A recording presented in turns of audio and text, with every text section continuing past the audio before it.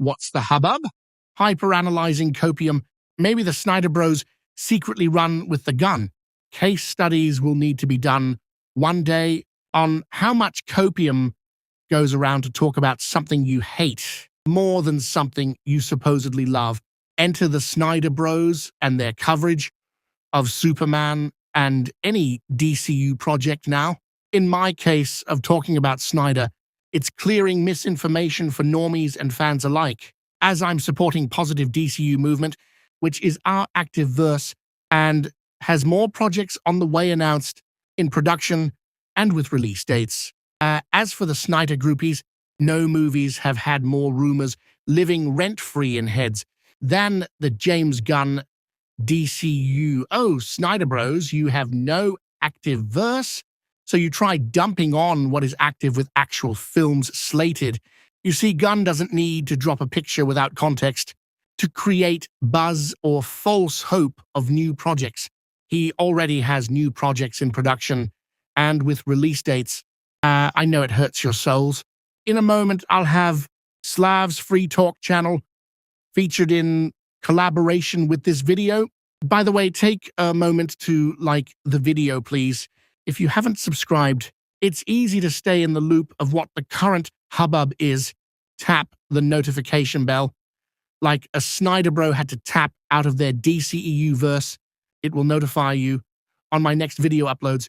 Look at the hyper-analyzing over lanterns going on. Am I blown away by the font? No. Would most projects even get looked at to such finite details like that, though? No, the criticism leveled on every little thing is like nothing I've seen before. Like, none of these projects screams quality.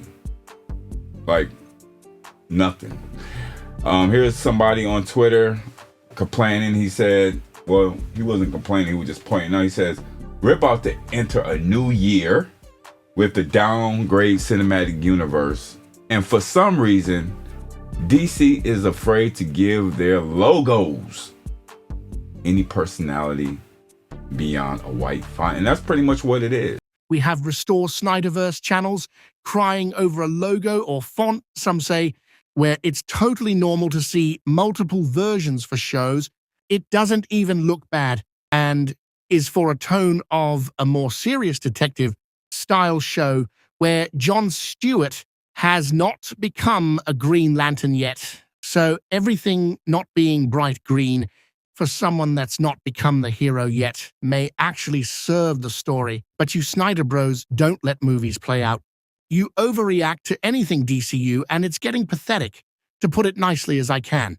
In fact, let's dive in and see the massive takedown that Slav does on Aaron Fischer, who ranted about the Lantern's logo. Mr. Fischer says, why is everything that comes from DC Studios so damn cheap? That's how he says it. Just think of his voice when you do that. Oh, why is everything? Well, that's not how his voice. What's his voice? I can't remember his voice. Anyways, it's really bad. Anyways, what do you mean it's cheap? I have to ask that question. Mr. Fischer, why do you think this logo is cheap? Now, we know, Aaron, that you yourself are a diehard Zack Snyder fan. Am I not wrong? I am not wrong. I'm not wrong at all. You are a diehard Zack Snyder fan, and I believe you're also a diehard Christopher Nolan fan. And let's not get into Christopher Nolan logos, because all his logos are gray text on a black background 99.9% of the time. But let's go back to the Zack Snyder of it all, because we know how big of a fan you are of Zack Snyder and are pushing for Zack Snyder to come back and do everything DC and be DC, and you just want him to wear a DC shirt and be the DC man. Because that's what you are, Aaron. That's all you care about. Because you have to find any fucking reason to complain about James Gunn and DC, because if you don't, then you have no reason for living, I don't think. So when you sit here and bitch about this, why does it look so cheap? Remember Man of Steel? That's white text with a little sunburst there and even smaller sunburst there. That's it. That is it. You can make that in Pixelmator. I can make it right now on Pixelmator. Yeah, hell, you could probably make it on Microsoft Paint if you're good enough on it. I'm sure my kids could probably do it because they probably play with Microsoft Paint at school. You want to talk about cheap? Look, Man of Steel is my favorite superhero movie, but let's not sit here and act like that doesn't just yell cheap. Okay? But Batman v Super... Oh, look! It's the same damn thing without the little sunbursts. Batman v Superman, Dawn of Justice. Look at that! Look at that! That looks cheap. It's just white lettering, Aaron! White lettering! Oh, I'm sorry. It's got a little bit of an underline there. Just a little bit of an underline. Little bit of an underline. Again, can make it on Microsoft Paint, Pixelmator, Photoshop, whatever you have. Anybody can do it. It's not hard. Not hard at all. And then Zack Snyder's Justice League. I'll give him credit for this because at least he changed the font from the last two movies. At least the font's slightly different. But it's just white lettering. That's all it is white lettering. Okay, I'll give it to you because you can take a look here and see, oh, look, the lettering's the same old lettering. Okay.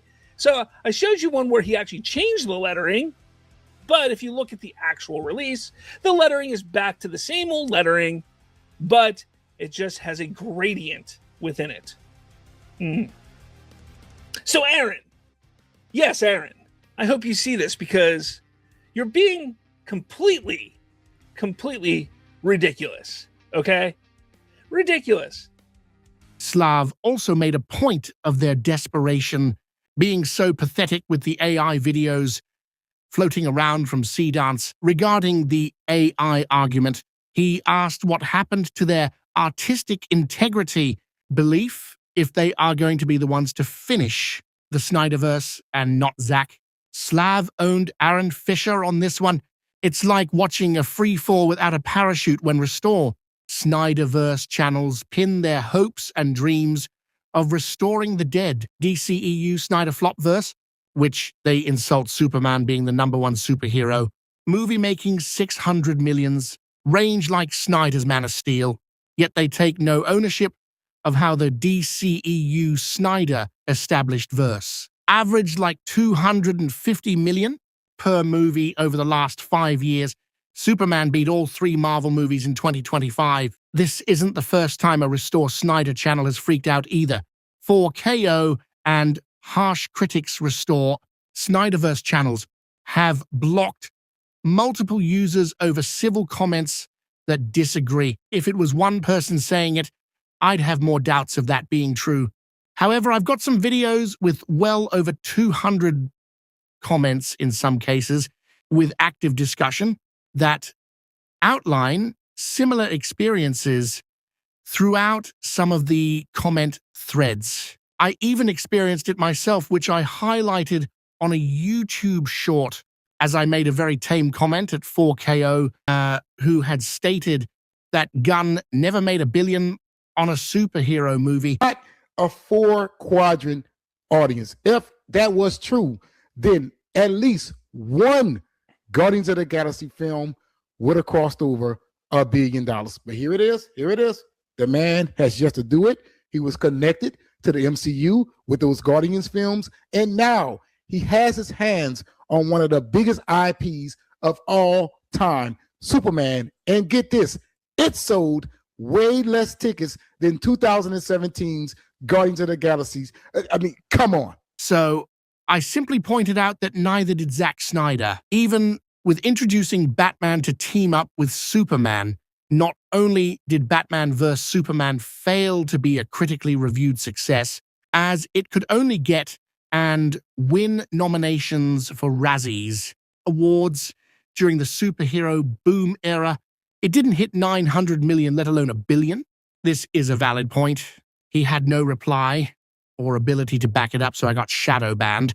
For me, it doesn't matter since I have a small YouTube platform. I can still get my thoughts out. It may only be up to a couple thousand views on videos, but plenty have seen the coverage. Their reputation looks horrible. they look like they can't handle debate. If they are shutting down normal comments that just disagree. As I always say, if it were channel insults or personal attacks, I get the bans. But you guys look so soft not being able to do rebuttals. It's not the first time with lanterns displaying a bizarre detail harped on. They do it with Supergirl as well. For one, they dismiss that Craig Gillespie is the director. For two, that dismisses his talent level brought to the table. Sebastian Stan puts himself out there all the time to state what an amazing director he is. The Snyderbros don't cover that, and if they do, it's to dismiss him as a shill. When Stan has worked with him in I, Tonya, a phenomenal movie, they have cried about seconds of footage for Lobo calling Momoa a traitor who looks like C, a W, when we know there isn't nearly enough to judge on, and it's a small supporting role, not a Lobo movie. If they discuss Supergirl, they cry it's a Gunn Guardians of the Galaxy movie. One, it takes place in space and Gunn runs the DCU. That's the most idiotic reasoning possible. There's no way he was able to be that involved. And Craig, the director, is so well established, he was truly given free rein to just adapt the Supergirl script to his vision. Your arguments are piss poor, and you can't do anything but cry over every rumor, stating it in the most negative light. And what is worse, most of the time you don't call a rumor a rumor. You present it as a truth that happened when it hasn't. Our role in this DCU versus DCEU content creation is being more of an entertainment commentator. I get that, but also you can give your spin or view without making it blatantly false. When viewers who know anything about what's going on see these rumors not pan out, it bites you so viciously later on your record. You Snyderbros probably need rabies shots. Savvy. We just saw a slew of rumors get debunked swiftly by James Gunn. What do the Snyderbros do? They stick with the rumors anyway. Let's do a run with the Gunn rumors update now, folks. DC Studios head James Gunn apparently took some time away from social media, and he's not happy with all the DC Universe rumors that have been floating around. Gunn logged back onto his socials and immediately started swinging his debunk hammer at any rumor that warranted it. In addition to addressing things like the future of Batman, Gunn finally provided a definitive answer on a DCU rumor that has had a lot of fans upset for weeks now. There have been rumors floating that the DCU slate that Gunn and Peter Safran unveiled back in 2023 has undergone some big revisions, and that one of them was the cancellation of Paradise Lost.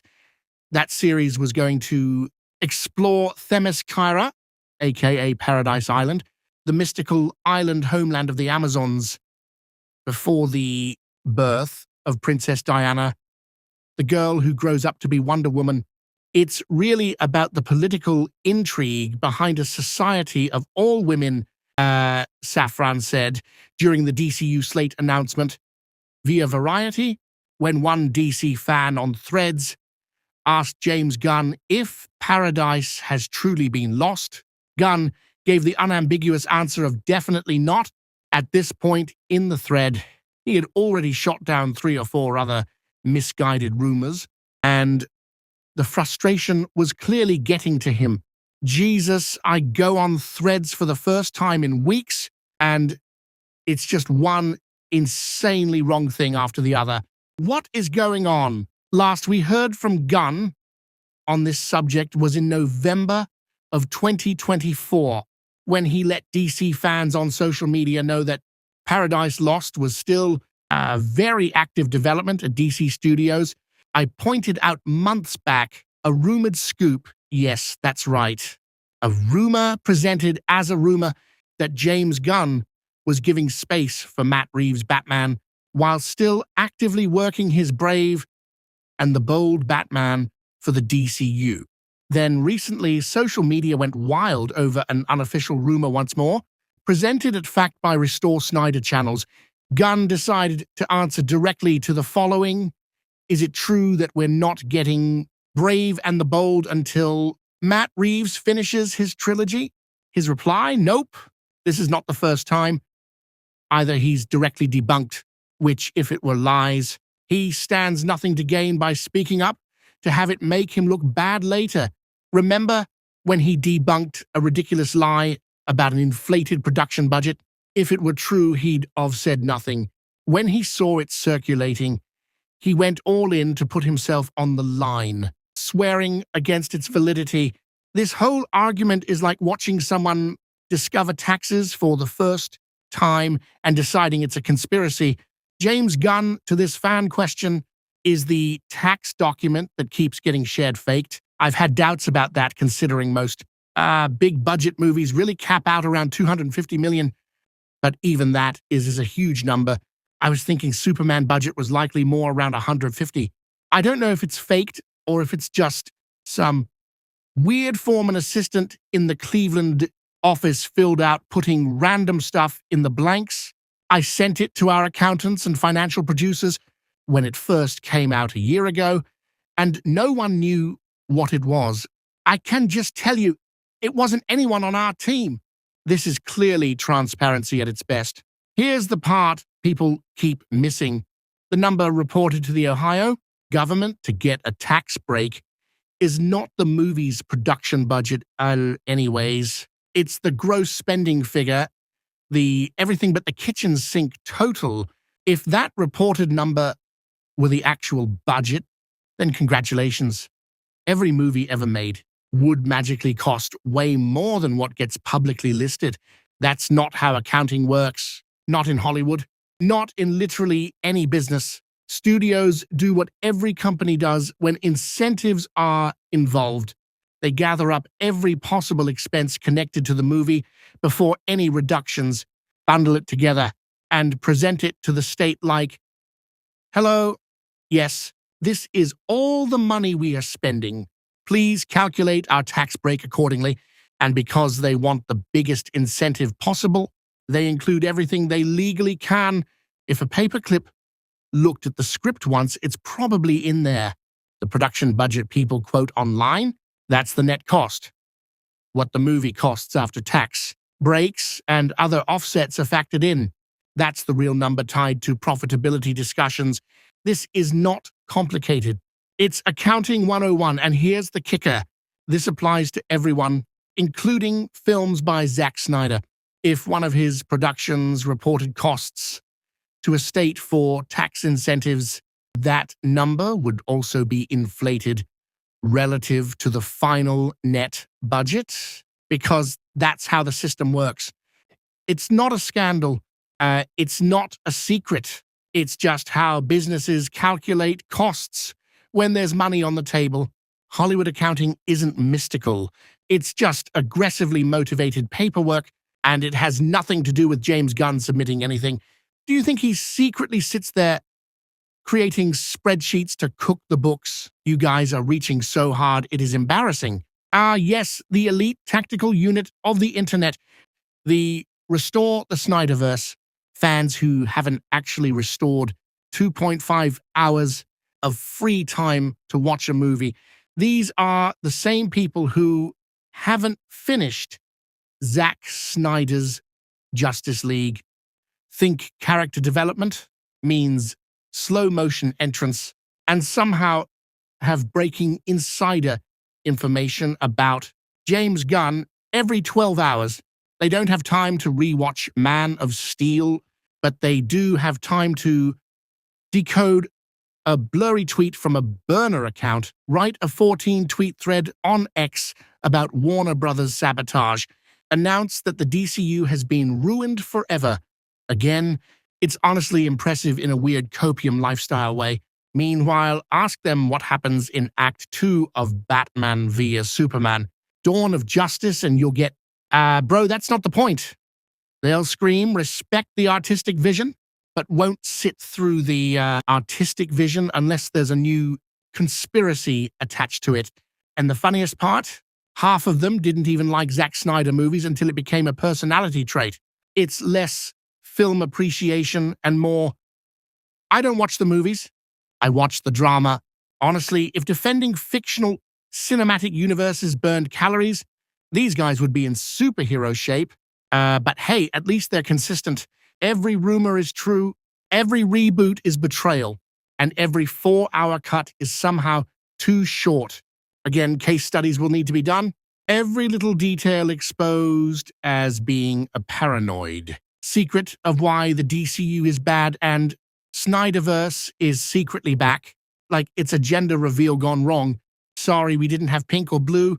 It's neither a girl or boy. It's just confusion.